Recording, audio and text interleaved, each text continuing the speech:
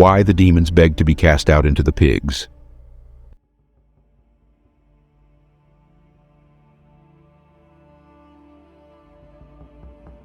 Matthew 8:28. 31 is a passage from the New Testament of the Bible that recounts an encounter between Jesus and two demon-possessed men. Here is a short explanation of the passage.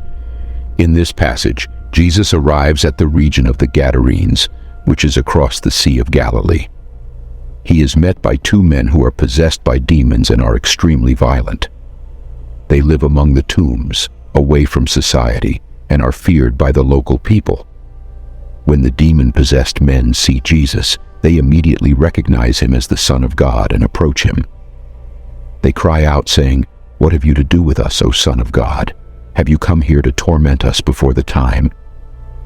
The demons within the men beg Jesus not to send them out of the region, but instead to allow them to enter a nearby herd of pigs. Jesus grants their request, and the demons leave the two men, entering the pigs. The entire herd of pigs then rushes down a steep hill and drowns in the sea. This passage demonstrates Jesus' power and authority over demons. It highlights his ability to deliver individuals from the grip of evil spirits and restore them to a state of wholeness. It also reveals the spiritual realm's acknowledgement of Jesus as the Son of God and the anticipation of future judgment. But the question is, why the demons ask to be cast out into the herd of pigs?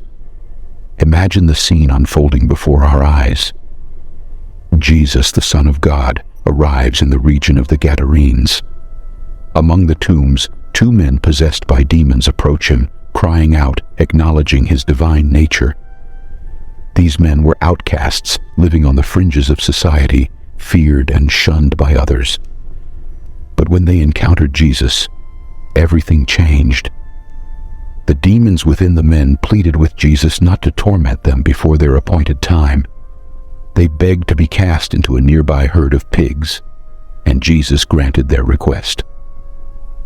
The demons left the men and entered the pigs, resulting in the herd's stampede and ultimate demise. This passage holds profound lessons for us today. Firstly, it reminds us that there is no darkness, no stronghold, and no bondage that Jesus cannot overcome. The demons recognize Jesus' authority, and so should we.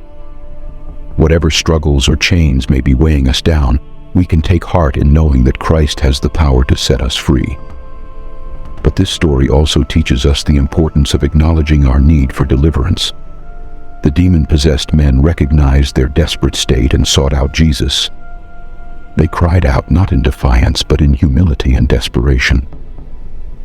It is possible that the demons in Matthew 8:28-31 were afraid of being sent to the bottomless pit mentioned in Revelation 9:11 or other similar places of judgment and punishment described in the Bible. The demons' plea to Jesus not to torment them before the appointed time suggests a recognition of their ultimate destiny and the fear of facing divine judgment. Likewise, we must acknowledge our need for Jesus, recognizing that it is only through his power and grace that we can find true freedom.